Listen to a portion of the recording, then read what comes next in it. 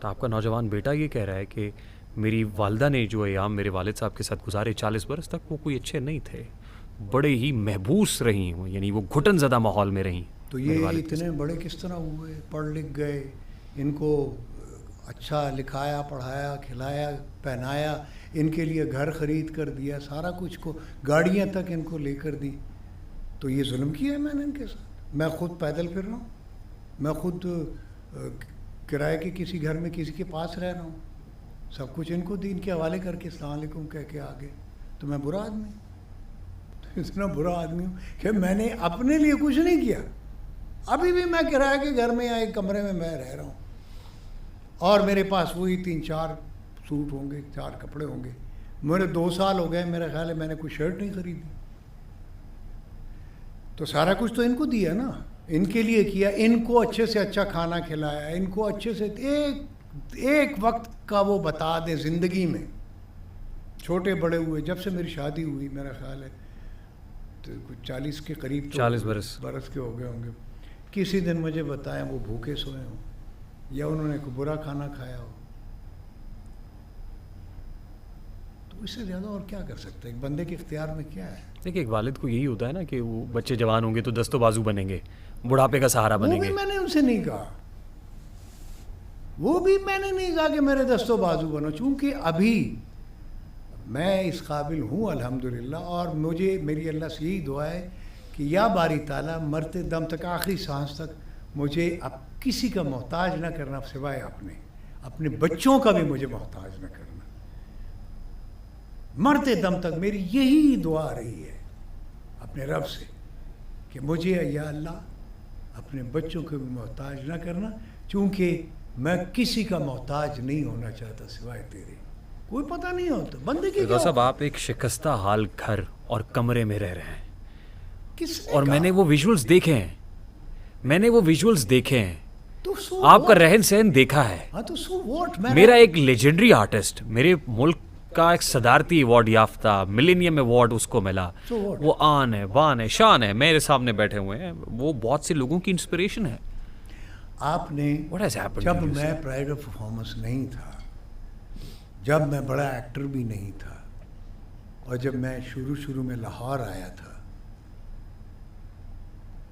پشاور میں I was a super star, لیکن پشاور چھوڑ کے میں لاہور جب آیا تو یہاں رہنے کے لیے جگہ نہیں تھی، نہ میرا کوئی عزیز تھا، رشتہ دار نہیں تھا، کوئی دوست نہیں تھا، تو میں ایک جگہ پہ یہ اچھرے کے پاس وہ بھینسوں کا ایک باڑہ ہے، بھینسیں وہاں پہ گھوڑے بھینسیں گائے وغیرہ جو ہے، تو وہاں پہ ایک کمرہ تھا، وہ ایک بندہ اس کے دیتا تھا 50 روپے، اس میں وہ رہتا تھا کرائے پہ، تو میں نے اس کے ساتھ شیئر کر لیا تھا 25 روپے، وہ دیتا تھا 25 میں دیتا تھا، اور کئی دن وہ اس کے پاس چارپائی تھی، ایک ہی چارپائی تھی، اس پہ وہ سوتا تھا، میں زمین پہ سوتا تھا، میرے پاس زمین پر بچھانے کے لیے چٹائی نہیں تھی، کوئی چادر نہیں تھی،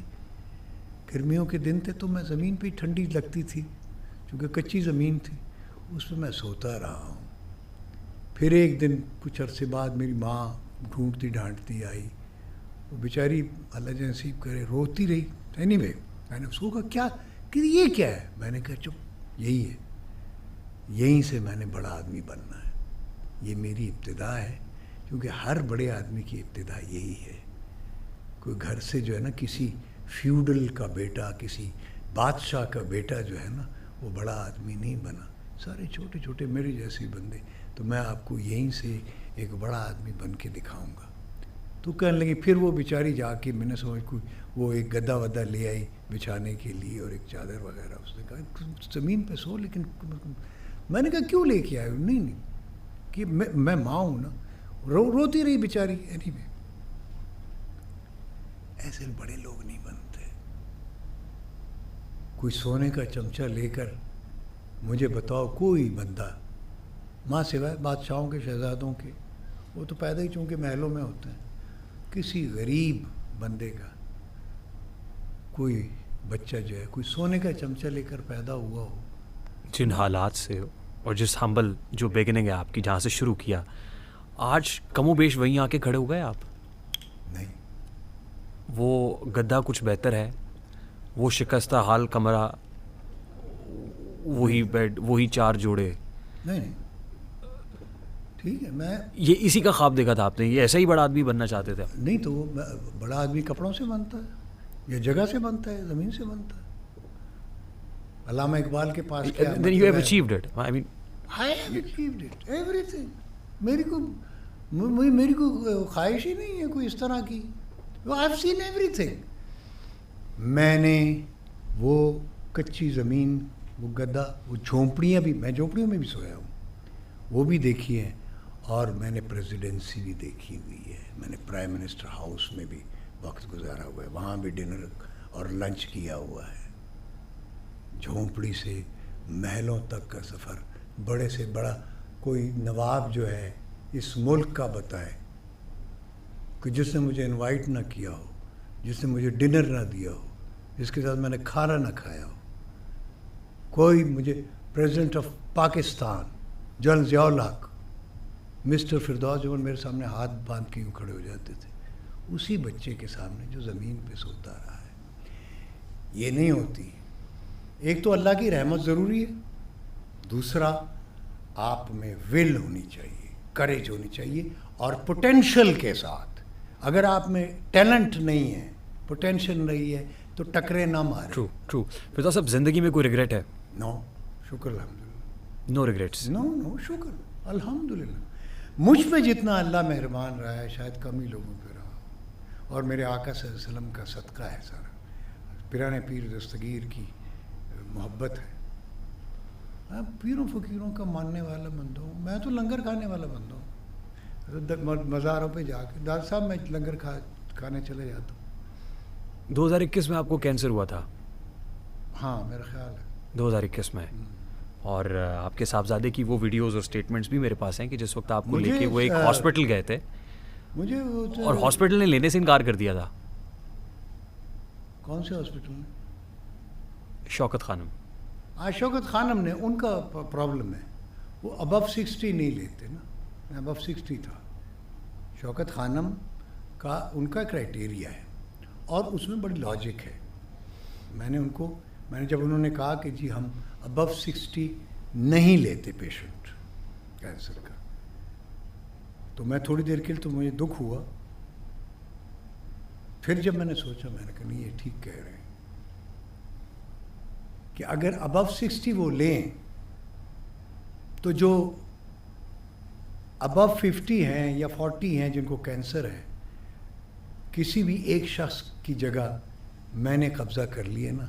کیونکہ میں تو اپنی زندگی گزار چکا ہوں. جس نے ابھی 15 20 30 40 سال جس نے گزارنے ہیں, حق تو اس کا ہے کہ اس کو وہ بیڈ ملے. میں تو اگر 70 میں ہوں اور میں اس بیڈ پہ قابض ہو گیا, تو بیچارہ جو 25 سال کا کابل سے یا وہ کوئٹہ سے یا کہیں سے بیچارہ وہ 25 سال کا ایک نوجوان جس کو کینسر ہے, ٹھیک, وہ آیا ہوا ہے, اور اس کے بیڈ پہ ایک 70 سال کا بندہ سویا ہوا ہے. یہ ناجائز. ٹھیک, فیر انف. پھر علاج کے پیسے کس نے دیا؟ علاج کے پیسے اللہ نے دیے, اور کس نے دیے؟ حکومت نے 1 کروڑ دیا آپ کو؟ دیا تھا. مل گیا تھا؟ مل گیا تھا, خرچ بھی ہو گیا تھا علاج پہ. ٹریٹمنٹ میں نے کیا, اور سارا پیسے سے ہی کیا. میں آج بھی آپ اگر چلے جائیں ڈاکٹرز ہاسپٹل میں, کو میرا خیال ہے 70 لاکھ کا میں نے وہاں پہ بل پے کیا تھا. کیونکہ وہ پیسہ میں نے ٹریٹمنٹ, میرا مطلب وہی کینسر کا جو ہوتا ہے, لیکن میں نے روم لیا تھا باقاعدہ. یعنی وہ پیسہ میں نے وہ یوٹیلائز کیا, اور باقی پیسے ڈاکٹرز کو ٹریٹمنٹ وغیرہ ٹیسٹ وغیرہ جتنا, وہ کروڑ روپے سے تقریباً 1.5 کروڑ لگا تھا. اس میں 50. اور اس وقت آپ کی فیملی بچے ساتھ تھے؟ وہ ساتھ ہی تھے. علاج میں انہوں نے آپ کو ہاں ساتھ تھے, لیکن بٹ فائنینشلی ساتھ نہیں تھے میرے.